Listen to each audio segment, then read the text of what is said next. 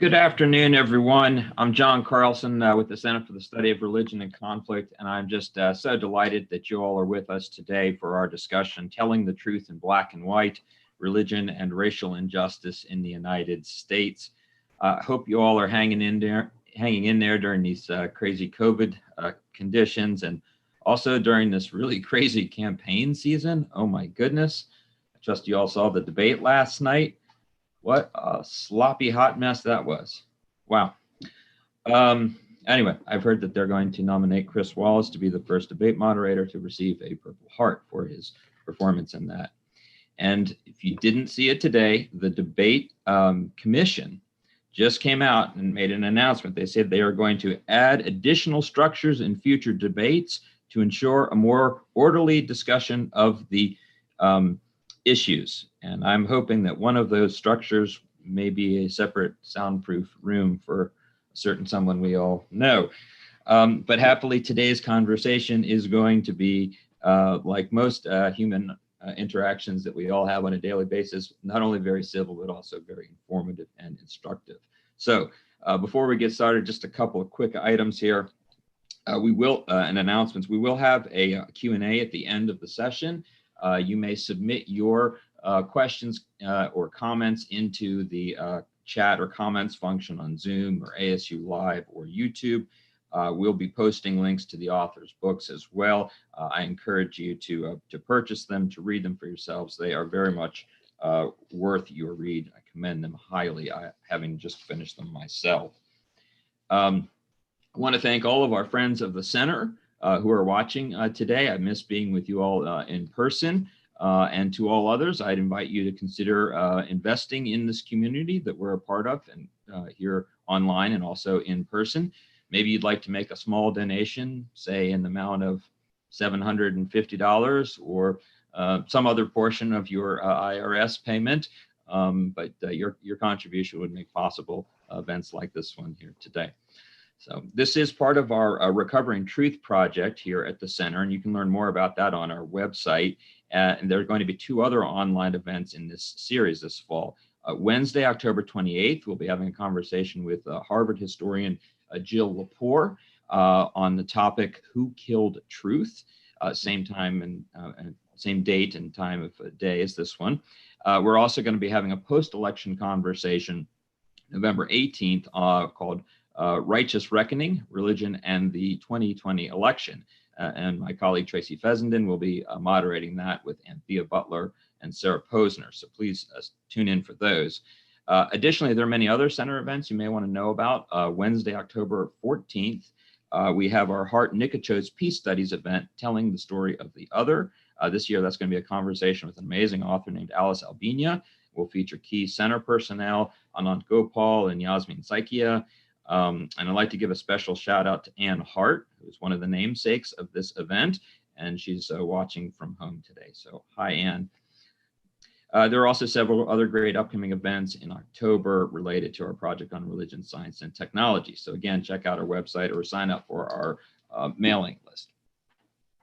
Now, as I mentioned, this is part of our Recovering Truth project, which is a 3-year initiative that aims to explore and restore truth as a foundation of democracy. We're doing that today by examining episodes from American history and asking how they bear upon the state of democratic life in our time. Many of you know the famous Faulkner line that the past is never dead, it isn't even past. It's almost cliche to state it as we grapple with injustices, racial injustices and inequalities today. And yet that was the context in which Faulkner wrote. It was the context in which Barack Obama cited this line in his own 2008 campaign speech, A More Perfect Union. And it's a line that, as we, I think, saw even glimpses of in the debate last night, still is very much apropos.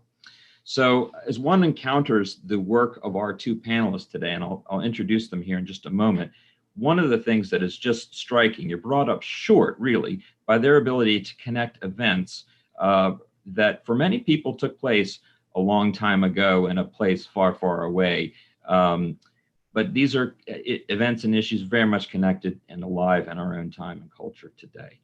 So to be clear, they're not in they don't exist in exactly the same ways that they did before. And if that was the case, it would be much harder to deny them.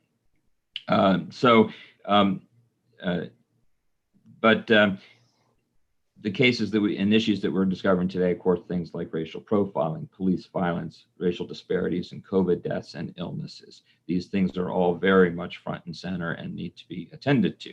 And I think the careful excavations that both Dr. Sims and Dr. Jones undertake in their work will help us to unearth these really kind of startling realizations about our own time. So let me introduce our speakers now. Dr. Robert Jones is author and founding CEO of Public Religion Research Institute, a nonpartisan polling organization. It really does the most important work in survey and gathering about questions of religion and public life in our country right now. We welcome him back. He was at ASU in 2016, drawing attention to the outsized power of white Christians, evangelicals especially, who were critical to electing Donald Trump as president. He's the author of a new book, White Too Long, The Legacy of White Supremacy in American Christianity. And Reverend Dr. Angela Sims is a professor of religion and ethics whose work focuses on race and violence. She is the president of Colgate Rochester Crozer Divinity School in Rochester, New York. She is the first woman to hold this position, newly installed. Congratulations. One of Crozier's most famous alumni, some of you may know, is Reverend Martin Luther King.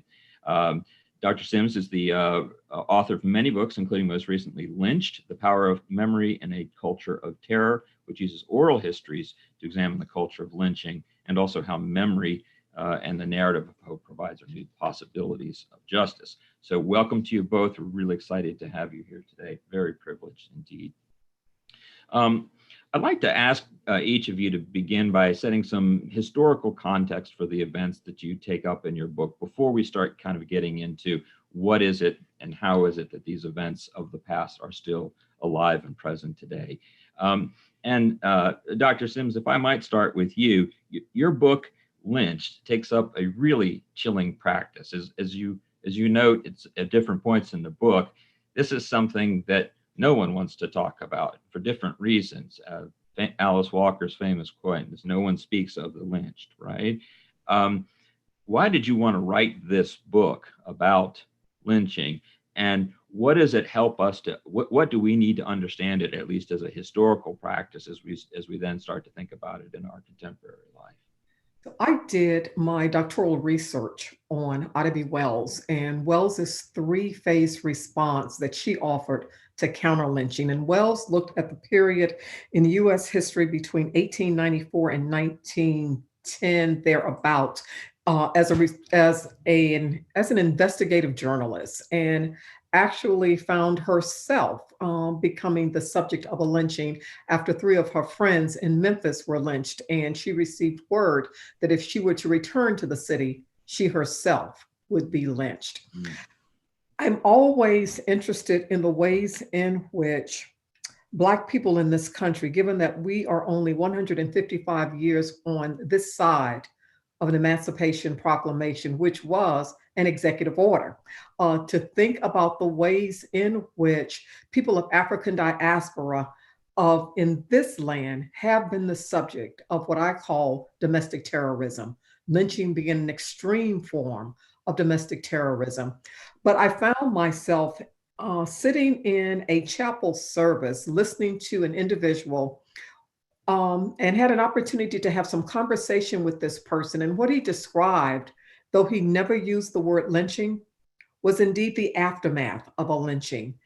And it became important for me to think about the ways in which we actually document experiences in this country and who is charged with documenting those experiences. So on the one hand, while I had a volume of Without Sanctuary as part of my personal library, what I didn't have were compilations of narratives by African Americans who lived through that period. And while we could certainly go back to newspaper articles, the Chicago Tribune, the New Orleans Picayune, et cetera, and to extract some of those documents and those accounts, those usually were not told from the persons of African Americans. Mm. And I recognized that we were in a moment of time, and I found myself in a moment of time that if we didn't begin to document those accounts now, those voices and those experiences would be lost to history. And I think that there is a responsibility to not only talk about and to lift up that which is good about the countries in which we live, but to also think about the worst that's there. Because if we don't put those two in conversation with each other, we actually have a distorted depiction of what life in this country is. Thank you. There's a lot of autobiographical dimensions to your work. I'd like to talk with you a little bit about that in a few minutes too. But Robbie, maybe I could ask you to just say a few words about, what led you to write this book now, and what are those kind of autographical dimensions of your life and your story that you try to bring out there? Great. Well, thanks, John. I'm really happy to be with you all, and particularly with Reverend Dr. Sims as well in this conversation. I actually think there's a lot in my book that resonates with this description that she just gave, particularly around issues of memory and truth that we've been talking about, and how we understand who we are as a country, how we understand our past, and how that impacts how we understand our future. Right? We're standing on the precipice of a very important presidential election. And one of the arguments that we're having in the country is, who are we as a country? Who is America, right? And this has been an ongoing argument. I love that Faulkner quote that you kind of begin with. I've quoted that a number of times, but it was interesting. One of the things that I became clearer about in doing the research for White Too Long was a Frederick Douglass quote that of course, predates Faulkner and sounds very similar. I'm just going to read it real quickly. He said, "I am not of that school of thinkers which teaches us to let bygones be bygones, to let the dead past bury its dead. In my view, there are no bygones in the world, and the past is not dead and cannot die." Right? So very similar sentiment, right, to Faulkner.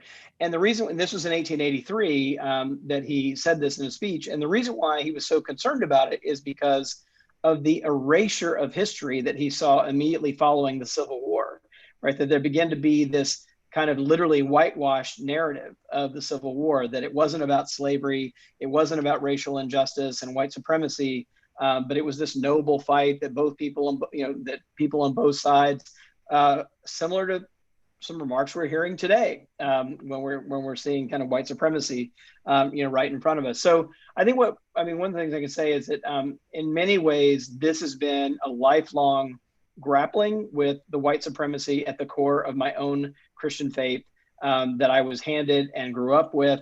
I grew up in Jackson, Mississippi, the deep, deep South.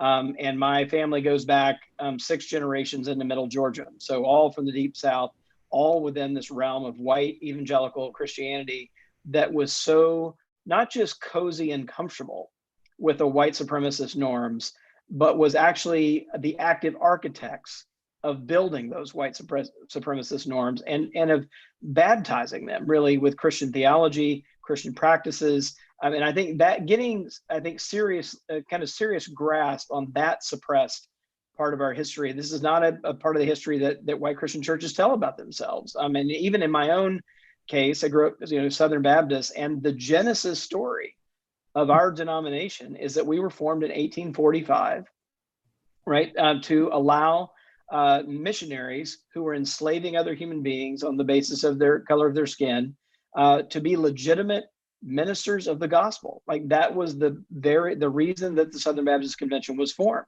And I grew up, I was that kid, I was at church all the time. I was in the youth group. I went to a Baptist college. I have a Master of Divinity degree from the Southern Baptist Institution. And it wasn't until I was in my early 20s that I heard anything, not only about that far distant history, but about even the history of my own local church having a restrictive policy that didn't allow African Americans to even attend worship services in our congregation, and that there was and of not just we always hear about when you hear the words civil rights and churches, you think of the African American churches, right, that were serving as hubs for organizing and for upholding civil rights, but you don't hear anything about the massive resistance that white Christian churches played in resisting those very efforts, not only in the kind of laws and norms out there in the culture, but inside our own sanctuaries. So I think it was getting a bigger awareness of this, and I think also seeing over the last 5 years,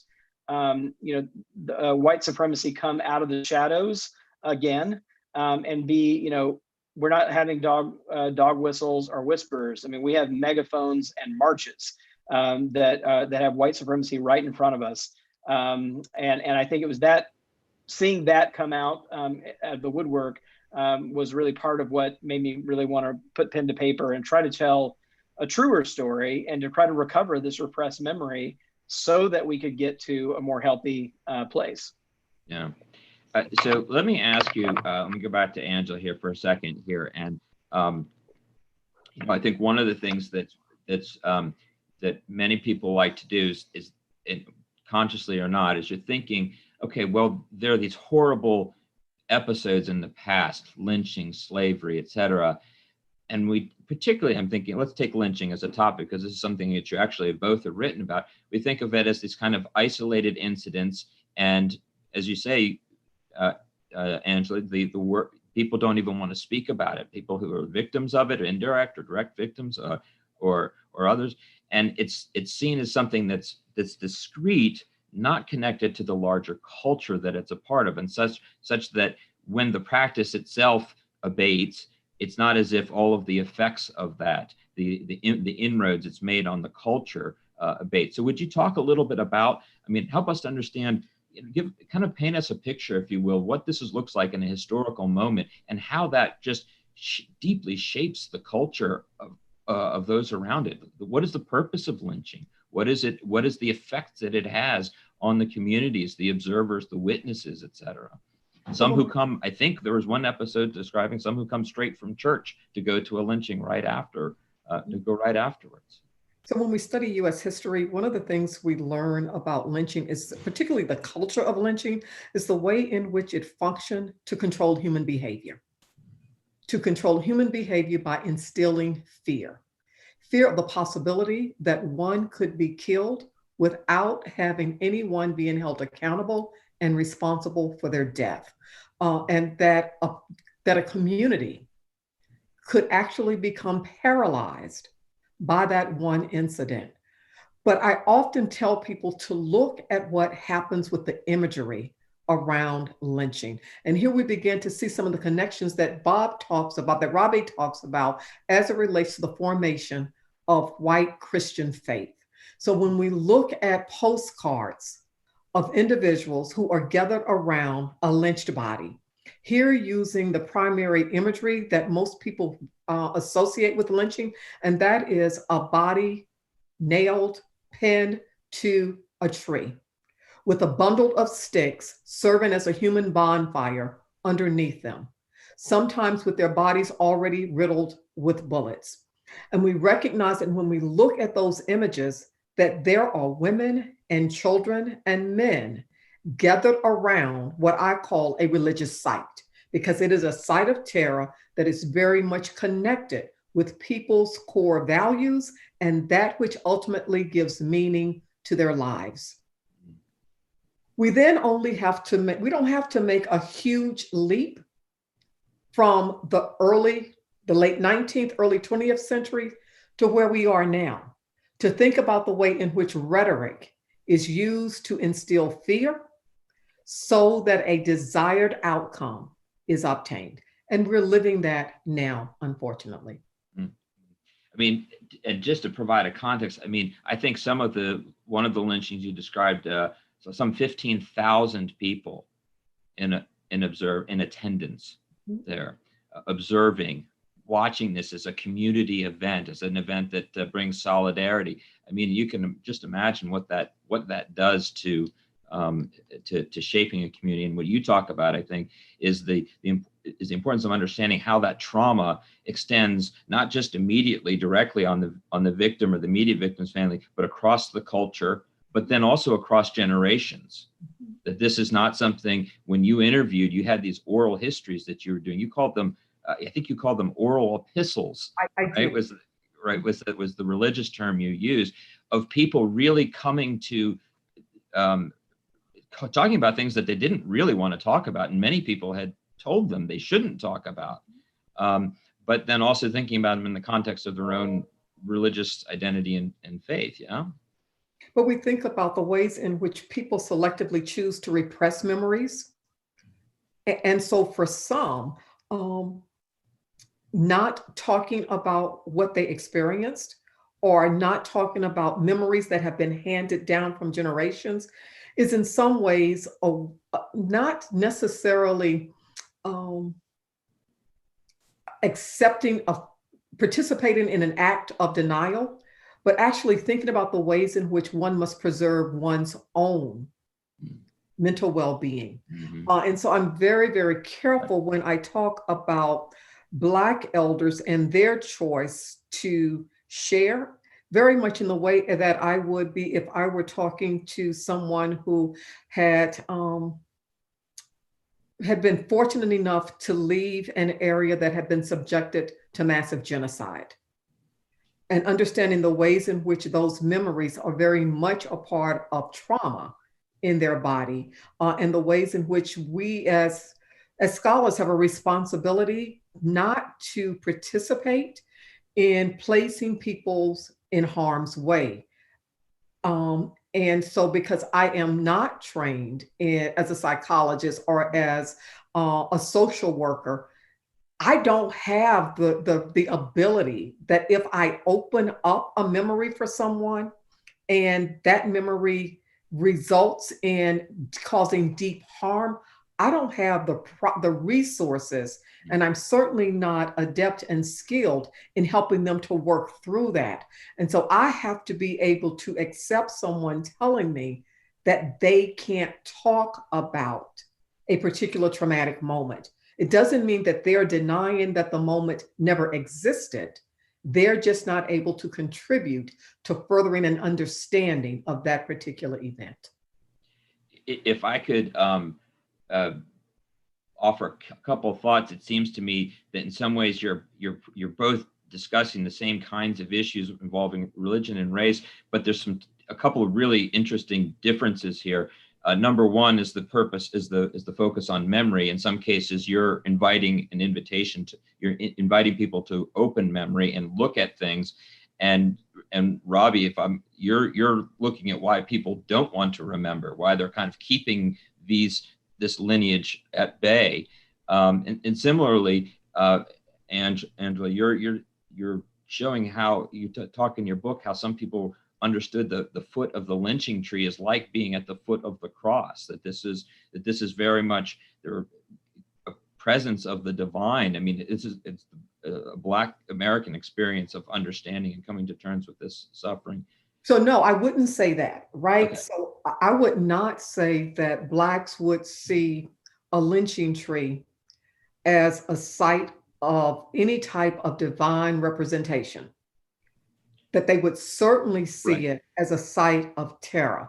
Now, one of the things that James Combs does in his work, The Cross and the Lynching Tree, is he says, look at these two symbols, the crucifixion and the lynching tree, and to understand the ways in which they function in US culture. On the one hand, there are persons across ethnic lines who valorize the cross and use that symbol, right, in some very, very positive ways, using a site of death in a positive way. But at the same time, many who will do that will not even acknowledge that lynching occurred, and that the very same people who valorize this crucifixion symbol will continue to participate in domestic terrorism against Black bodies and other bodies. And so in many ways, he's talking about the way in which whiteness is an act of performance. So how whiteness is performed and lived out in these various religious sites. Now, I will say that I do see lynching sites as religious sites, not necessarily Christian sites, but religious sites. Yeah, I think that was the piece I was trying to draw upon, and you made some references in your work to how some people liken their own, being victims of, being innocent victims of crucifixions in essence to the likening to Christ's experience. So Robbie, let me come back to you. Tell us, one of the things that your main argument in this book is that white Christian theology provides the framework for white supremacy. And I think it's a bold claim, and it's one that I think will not necessarily immediately resonate for people. So help unpack what that looks like. And you talk about what that means in context of ideas about biblical inerrancy and salvation and purity of the faith and protection of faith, some of these other concepts. Tell us a little more what that looks like. Sure. Yeah. Well, I'll dive into some of the kind of theological complexity, but I think the first thing is just to say something rather simple. And that is this, is that for most of the country's history, particularly white Protestant theology has been the dominant cultural form in the US, right? It has been among our elite leaders, people in power were almost all white Protestants, right? And so the way that the country was set up, I mean, from the very beginning, again, we're about to vote, but if we remember who gets to vote at the beginning of the Republic, it's white landowning men, right? That's who gets to vote at the beginning of the Republic. And how do those kinds of norms get justified? How does a toleration of and an even endorsement of slavery get legitimized? And the best tools that societies have for legitimizing their very dominant practices are religious explanations and legitimations, because what do? They tie it not just to a human practice, but they link it to the divine ordering of the universe, right? It is a claim that grounds it all the way down to the very ground of being itself, right, in God. And this is exactly the way that white Christian theology functioned.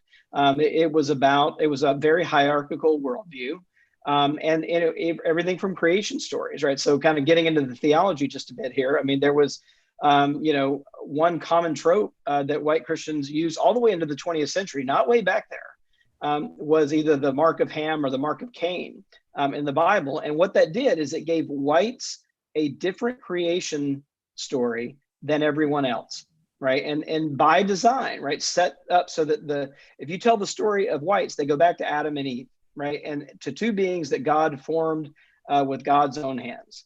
But if you take the mark of Cain story, so Cain kills his brother Abel out of jealousy and lies to God about it, tries to hide the body, and finally God kind of pins him down, and Cain confesses, and then the text just says that God gave Cain a mark of protection. It doesn't say anything about race, it doesn't say anything about skin color, but just has this mark. But whites theologians interpreted that as, aha, here's the beginning of non-white people in the world, dark-skinned people in the world. That mark got interpreted as skin color. And so what that does then is it gives the creation story for everyone not white is actually their progenitor is a criminal, literally a murderer, right? And so you have to say a whole lot else, right? If you've got this different narrative, and it justifies then not just a power structure, but a moral superiority from whites to non-whites, and particularly toward African Americans in the US context, so that whites were actually designed and created to be over non-white people, indigenous people in this country, African Americans in this country. And that was a very central tenet of white Christian theology. It was no sideshow note. I mean, this was at the heart of the worldview. And so if you think about how this got justified throughout most of American history, that, lies right at the feet of white Christianity. I mean, it was the primary vehicle with which this worldview got justified. And so if you think about that, right, there's kind of an a priori commitment to the supremacy of whites over non-whites in the country, that means that every other theological doctrine has to be built in a way that fits with that a priori commitment. And that's really what we see in white Christianity. So everything from a personal relationship with Jesus and salvation really being about this hyper individual, one-on-one, interior kinds of relationship, that's the beginning and the end of religion. if that's what you believe that Christianity is about, and that's literally what I was taught growing up as a Southern Baptist, that the beginning and end of religion was really just about this personal relationship with God through Jesus. Now, what that let me do was live in a world that it was exactly that what Martin Luther King described in 1963 in Letter from Birmingham Jail. And he has this like just devastating phrase where he's writing to all these, so-called civic pillars in Birmingham of these aren't the people burning crosses and throwing bricks. These are the kind of civic leaders in Birmingham he's writing to. And he's writing in dismay. And he says, who are these Christians? Who are these white Christians sitting comfortably behind their anesthetizing stained glass windows? And I think that's exactly the function that theological trope does, is it actually limits, it puts white consciousness to sleep. When it has to do with anything outside of those stained glass windows becomes sort of theologically irrelevant, and certainly irrelevant to salvation and irrelevant to the heart of what it means to be Christian. And so I think I can kind of, in the book, I do a whole chapter on kind of believing and how this has kind of shaped white Christian theology. But the key is to realize that there has to be this a priori commitment to this white supremacist worldview where whites are over everyone else. And then all of the rest of Christian theology, practices, liturgy, hymns, all of that gets built around that disfiguring a priori commitment to white supremacy.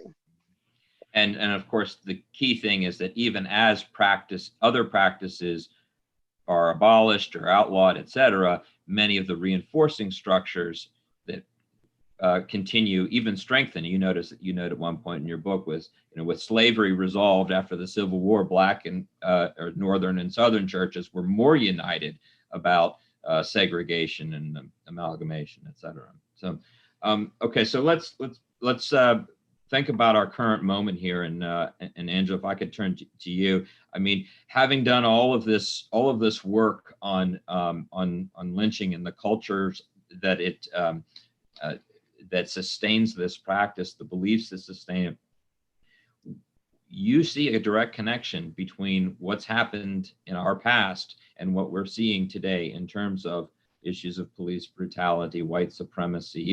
This is not contested. The FBI is the leading authoritative source talking about the threat that white supremacy poses, white terror even, poses in our own country. Help us understand that connection as you see it. So for me, John, yesterday is but a door to today. And when we think about the ways in which U.S. culture has been shaped and formed, white U.S. culture has been shaped and formed, capitalism in this country is sustained by the commodification of Black bodies to a large extent. And so with the formal dissolution of chattel slavery, there needed to be another source by which to continue to ensure that profit holders could continue to receive their economic benefits. And so we just see a shifting of the way in which, over time, Black bodies, the bodies of poor people, the bodies of women, have been used in such a way to ensure the sustaining of a system that is predicated and privileges whiteness, and that is predicated on capitalization.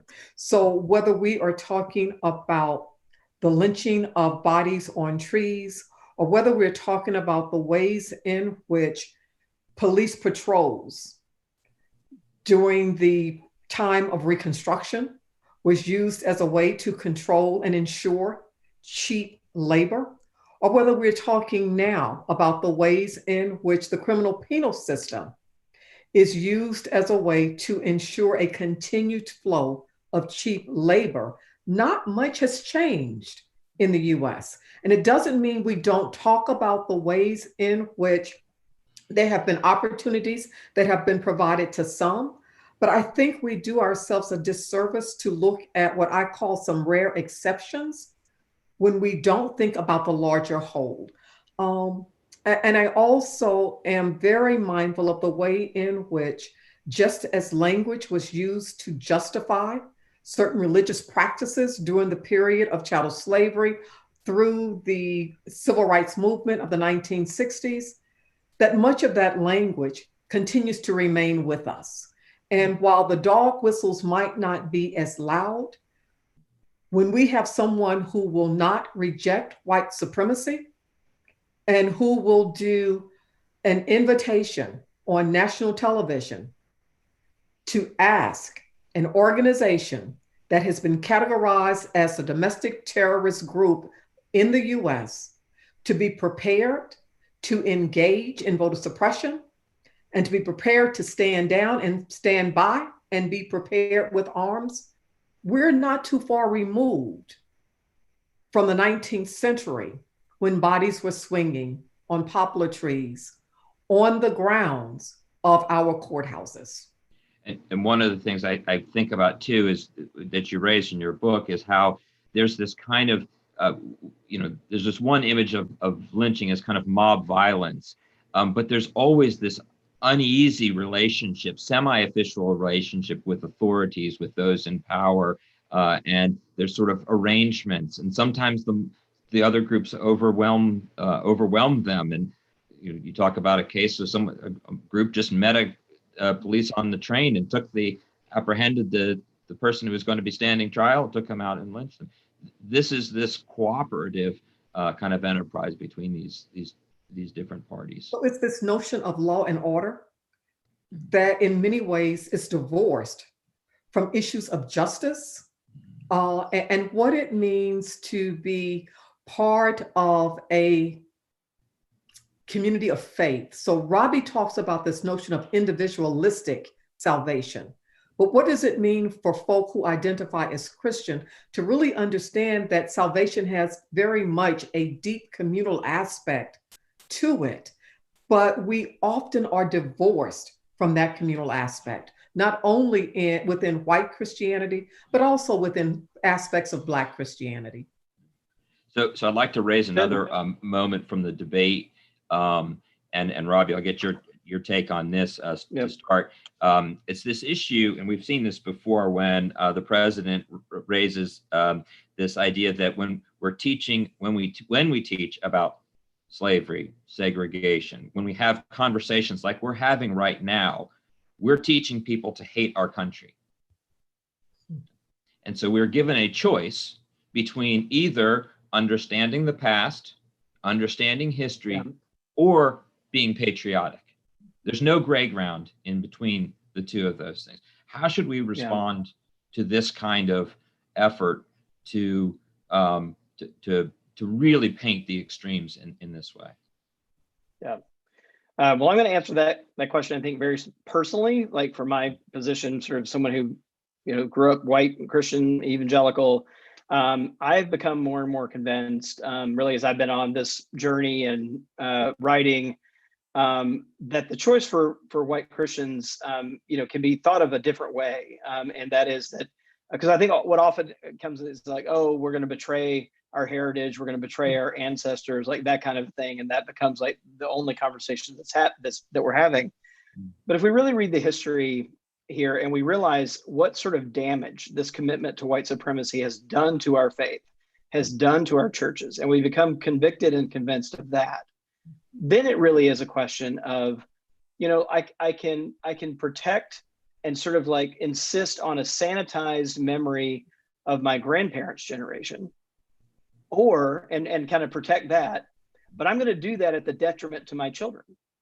Or I can try to hand down a faith that has been reformed, that has been deconstructed, and that has become something more faithful that I can hand down to my kids. But I can't do both, right? I can't sort of defend an innocent picture of my grandparents' generation and hand down something faithful to my son and my daughter. And I think sort of the looking forward piece of that is much more important. And if we really think about what we're called to do, each generation, right, is called to do. I mean, we always inherit, faith, and we inherit sin, right? We live in faith and sin, and we have to kind of winnow out like what's what. I mean, that's the job of every generation, is to try to figure out what is what, and separate the wheat from the chaff, to take a kind of biblical image here, so that we're handing down something better to our kids. And I think that's what real faithfulness means. I want to say one word before we go on about this law and order phrase. that Reverend Dr. Sims brought up, because I think it's vitally important, because it has become the center of President Trump's reelection campaign. And I just want to be really clear. So I run a nonprofit, nonpartisan research organization, but we have to call this what it is. It is racist. Yes. It is racist through and through. It was racist when George Wallace said it. It was racist when Nixon said it.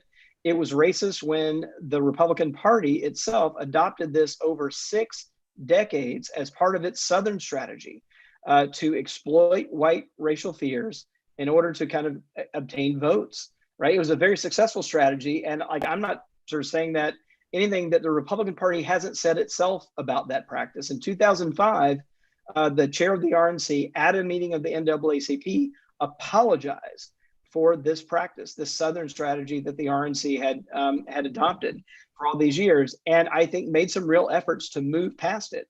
But this president has resurrected a policy that the party itself tried to abandon, more than more than a decade ago.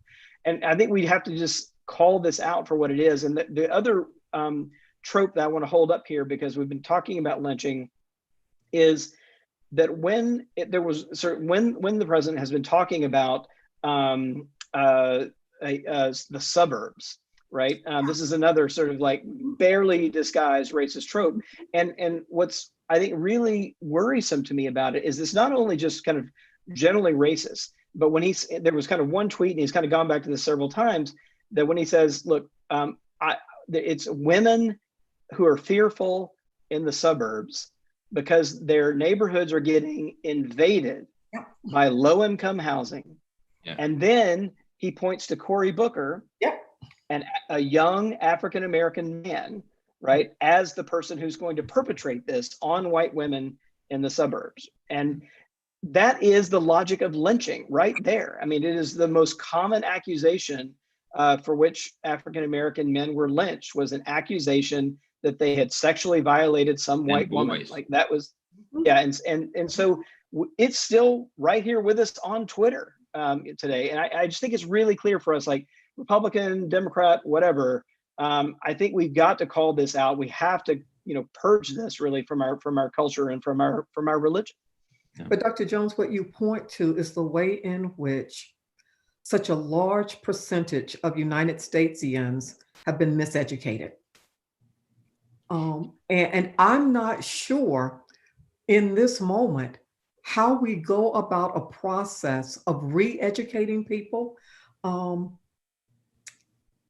I don't know. And that's a question I wrestle with, both as a religious scholar and as one who's very much grounded with hope-filled expectations that this project in democracy that I am watching implode, and not knowing what will emerge from the implosion, the fact that we don't know our history, that we don't even know world history either. And so when we think about the fact that major empires have always fallen, question for me becomes, in this moment when there is so much religious imagery intertwined and embedded in our political processes and in our political rhetoric, what is possible in this next iteration for this country? Yeah, I think that's really scary, and the number of people who are talking about in very serious terms, not just violence in the street on an election night, the prospect of that, but even possibilities of some form of disunion. It's not, empires often fall from within. It's not only from with their extended reach. They get too big. They crumble at the core. So let me ask you, both of you, and then I want to open things up for questions from our audience. But just a final question for both of you before we do that: where do we go from here? How do we begin to make some changes on the down the right path? I mean, let me just touch one example in Robbie's book. And both of you do this in your work. You're talking about the the role that Confederate monuments have played, and efforts to really kind of confront those, come to terms with that, or even a memorial about a lynching that took place in a somewhat a rather surprising place for many people to think about in Minnesota. But what are some other ways that we move forward? So I think one of the things that I picked up from Robbie's book, Dr. Jones's book, as I just scanned through it, was the way in which persons have conversations. But it means that we have to really be mindful about our ability to listen closely, to check our assumptions, to be honest about our biases, implicit and explicit. And Dr. Jones, the comment that he makes about not being so wedded to honoring a past that we've inherited that we become incapable of being part of a creative choreographic movement for a future for children that are yet to be born. And I am of a mindset that there are more people in this country who are willing to have those types of conversations, to divest themselves of unhealthy and evil practices, and to even think about the ways in which privilege, in whatever form that privilege might be packaged, to deploy that privilege on behalf of justice. Then there are folk who are trying to hold on to a Confederacy that should have been buried 150 plus years ago. Got to bend that arc, that moral arc of the universe, bend it. Robbie, a quick word before we go to questions from the audience? Yeah, well, I'm going to try to boil it down again. It's a monumental problem. There's no doubt about it. And we shouldn't expect that it wouldn't be. It was built over centuries, right? So this is not something we're going to undo in a moment. There's no magic bullet here. There's no 10-step program. But I think it begins with two things. I think, and I'm going to speak just, really because to kind of my community, I'm going to speak to white Christians here. I think that there are steps that white Christians can take that really boil down to telling the truth and loving our neighbors. And telling the truth, I think, is about, being very clear and moving away from a kind of childish, naive need to preserve a history that is wholly innocent, right, of any wrongdoing. It's not messy. It's like, the glossy kind of histories that churches publish about themselves every now and then, that none of the founders had any problems and we never did anything bad. I mean, and it can be true at the same time. And it's true in my life that the white Christian evangelical Baptist church that I grew up in formed me in a lot of positive ways. It also made me utterly blind to systemic justice all around me. Both of those things are true, right? And I think being able to kind of hang on to both of those things as we kind of work toward a new future, that's where I think the creative and I think liberating move actually is. And I'll kind of, since we're moving to Q&A, I'm gonna stop with one of my favorite quotes from James Baldwin on this point. And he was very big on, very Christian idea of kind of bearing witness to the truth, like that we have to kind of have an unflinching willingness to bear witness to the truth, however difficult that is in the moment. But if we can stand it, right? If we can love our neighbor enough to do it, if we can have the integrity to do it, and these are his words, we can end the racial nightmare, we can achieve our country, and we can change the history of the world. And he wrote that over 50 years ago, but he could have written it, this morning. Wow, great point. Thank you for sharing those thoughts. At this point, I'm going to bring Sarah Lords in, our event coordinator, and she's going to step us through the Q&A. Hi, Sarah. Great to see you. Hi, thank you so much, John. Thank you, Dr. Jones and Dr. Sims, for just the most engaging dialogue. We will now move into the Q&A portion of this event. So for our attendees who are watching via Zoom webinar, please submit your questions not through the chat, but through the Q&A function. It's at the bottom bar of your screen. For those of you that are watching on YouTube Live, please submit your questions in the chat box just to the right. I've got a different monitor set up, so I'll be able to see those. And for those of you who are watching via social media or ASU Live, please feel free to submit your questions via email at csrc.asu.edu. I have been monitoring the Q&A, and I apologize ahead of time because I know that we won't be able to get to everyone's questions. We so appreciate them, and if there's a way that we can answer them after this event, we'll be happy to do so. A quick also point out while the questions continue to roll in that Dr. Sims and Dr. Jones's books are available for purchase. If you're interested in exploring any more of these topics, the links are posted in the chat function for you. So without further ado, Q&A. Our first question comes from Dominique, who's actually a former undergraduate research fellow at the center. So she says, hello, Dr. Jones. In your book, The End of White Christian America, you talk about how the right is often able to see police violence as a systemic pattern, instead consider it a situation with a few bad apples. We saw that in our debate yesterday. What are some steps that you would both recommend, you and Angela, if you're able to chime in, on how to discuss police violence with the right and illuminate the patterns of violence that they might not necessarily be prone to see? Great. Well, I'll jump in on that. I'll try to be concise. Well, it's exactly right. We at PRRI have been polling on this issue of the killing of African American men by police ever since 2015, and what we've basically seen is a very stable pattern for the most part.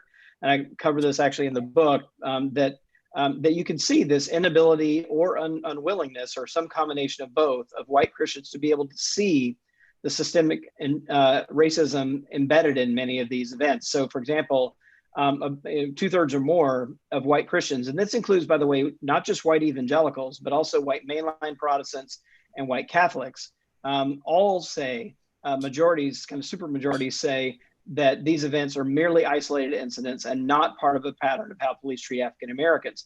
Now, if you compare whites who are not Christian on that thing, the majority of them actually do see the patterns there, as do overwhelming majorities of African Americans. So if you ask this question of who's closer to the views of African Americans on this question, it's whites who are not Christian, who are the closest, who have the, really the biggest empathy, I think, for what their Black brothers and sisters are telling them. And so I think, and that kind of goes to this kind of love your neighbor thing. I'll just kind of end with this. If there's one point, I think, again, that kind of one simple point that white Christians could take as a kind of operating principle, it might be something like this. Look, if we see our African-American brothers and sisters in pain, in anguish, and angry, we should stop long enough until even if we don't understand that at the beginning, having gotten the issues of race so damn wrong for so long, we owe it not only to ourselves, but to them to sit with it long enough and have enough humility to say, all right, we're probably missing something here, and we should really listen and take this in more before we go making pronouncements about, it being nonsensical, what our African-American brothers and sisters are clearly trying to tell us. And so I would add to that, Dr. Jones, that it's also an opportunity for white Christians to really think about their own working definition of what it means to be created in God's image, and the ways in which perhaps some white theology does not allow them to see Blacks as fully human and thus not created in God's image. Brilliant, thank you. We've got a few questions that sort of circle around why we believe that many white evangelicals are separating themselves from race. Do you have anything else to add to that, Dr. Jones? I feel like, sorry, Dr. Sims, I feel like you kind of mentioned that, but any other 2 cents on it? I think that there are a number of scholars who talk about the fact that whites don't see themselves as raced. And so if you don't see yourself as raced, then you have the problem that's before us. All right, I'm going to have to invoke Baldwin on this one because it goes straight to the title of my book, too, White Too Long. So where did that title come from? It actually comes from James Baldwin, who wrote who wrote these words in a New York Times op-ed just a few months after Martin Luther King Jr. was assassinated, and also Bobby Kennedy had been killed. And he wrote it at a time of great distress, I think, because he was always, as King was, hopeful that ultimately whites of goodwill, and white Christians in particular, would see the cause of civil rights as something worth standing up for and standing in solidarity with African Americans in the country. And of course, that didn't happen, and especially once he saw King cut down. And even then, there wasn't an uprising, among whites around that. This is what he wrote. I will flatly say that the bulk of this country's white population impresses me, and has so impressed me for a very long time, as being beyond any conceivable hope of moral rehabilitation. They have been white, if I may so put it, too long. They have been married to the lie of white supremacy too long. The effect on their personalities, their lives, their grasp of reality has been as devastating as the lava which so memorably immobilized the citizens of Pompeii. They are unable to conceive that their version of reality, which they want me to accept, is an insult to my history and a parody of theirs, and an intolerable violation of myself. And I put that right in the title, because I do think white Christians really do have to face this issue of how whiteness and white supremacy have just been married into Christianity in a way that I think it is often difficult for us to even discern where one begins and the other ends. And I think that is a real project for the current generation. Dr. Jones, as we sit with that Baldwin quote, could we not also interpret Baldwin in this day and age to be saying, for individuals to divest themselves of their whiteness, and particularly of their white religion, is to acknowledge the fact that their sense of identity has been built and fabricated on a lie? And what do you do when everything you've known, you now acknowledge perhaps not to be true? Perhaps there are not others who will say, as you have done, to think about these two polar opposites, that which is good, that which is evil. Cling to that which is good, divest oneself of that which is evil. But how many people are actually willing to do that? And what's required in this moment for folks to be able to name that truth and still be able to fashion a way forward? Yeah. Well, just real quickly, I mean, I think it's really difficult. And it's one of the reasons why I wrote the book, though, is I think, and tried to write it autobiographically, because it is in many ways my own wrestling with exactly that dilemma. What do you do, right? When you look this, and if you're willing to not flinch, when you look this square in the eye in the mirror, what do you do, right? And I think that, I'm hopeful. I provide some examples at the end of some white churches that are really trying to walk this path, and it's not a simple one. It's a really uncomfortable one. But again, I think the key to it, though, is realizing that no, we're the ones, right, that have been disfigured here. Like, and Baldwin actually talks about it as a kind of madness that has beset white people, right, as they've tried to hold together these two incompatible things, right, kind of Christian faith and white supremacy, and they've been holding on to these things that destroy each other. And so there is something that's been deeply damaged. So it really, but if you see it as a journey back to health, right, and a journey from sickness to health, then you got a lot more motivation than just a kind of self-flagellating, oh, we're so terrible. But if you really see it in, like, look, we have something at stake in making things right with those we've wronged, but we've also got so much at stake in our own identity and our own futures. And I think that's the investment, piece that I'm hoping that white Christians will be willing to take. Absolutely. Thank you. All right, we're going to squeeze in one last question, and we're over time. Thank you all so much for submitting your questions. The conversation's so good, and I wish we had more time for it. The final question speaks to the role of technology and specifically social media. So you both spoke so prolifically about imagery, narrative, storytelling, how each example holds so much power and also so much horror. What do you think is the role of social media in promoting or combating some of the things that we've talked about today? When I think about the way persons use their thumbs, I'm really concerned about cyberbullying and the way it can be used to suppress the work of justice. But at the same time, I am encouraged by the way some persons are able to form community in these social media spaces to counter some of those effects of bullying, or what I would call the creation of a lynching culture in cyberspace. Now, I'll start with the positive. I mean, I think, you know, had we not have technology, did we not have these lovely little boxes that we all are used to seeing people in these days, you know, we'd be the worst for it right during this pandemic. I mean, we'd be even more isolated than we all feel, I think, right now. So there's a lot to that. The other thing is just so clear, though, that, you know, Facebook, Twitter, have allowed the worst of our instincts to be able to organize with lightning speed. And I'll give you, you know, just one example. I mean, last night, you know, in the debate, this one white supremacist group gets mentioned. And before the speech is over, there's stuff flying around on white supremacist social media, websites, Reddit, you know, within 30 minutes of this being said on national television. They've adopted the president's words as their new slogan. They've got right. And by this morning, there's T-shirts being sold with those words on them, right?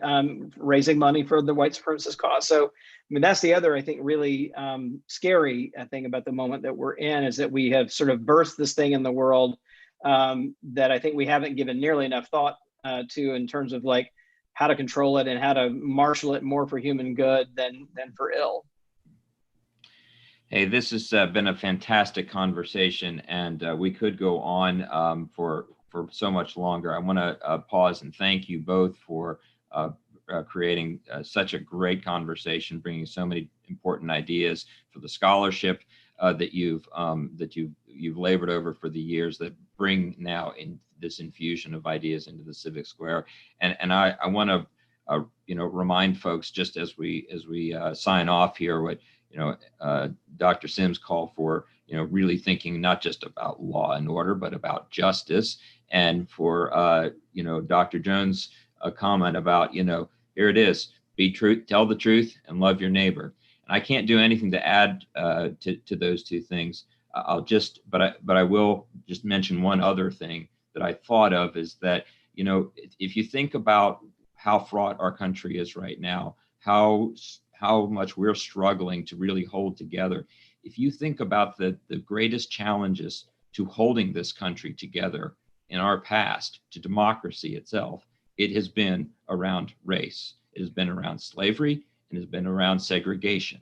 We have to recognize that. So it's about justice, it's about truth, but it's also about democracy. And if you think about it, Black Americans have every reason in the world to hate this country for what they've experienced. But the reality is, they have also always called us simply to just live up to all of the founding ideals that we hold up, and to just provide what we say we're going to, which is liberty and justice for all. So with that, I would say that I want to again thank everyone, all of you, for participating in this event, and please stay tuned for more events that we're going to be talking about, discussing the relationship of truth and democracy. So thank you all. Thank you. And this recording will be available for those of you who attended on our website. Give this a little bit of time to upload it, and feel free to share it widely across your networks.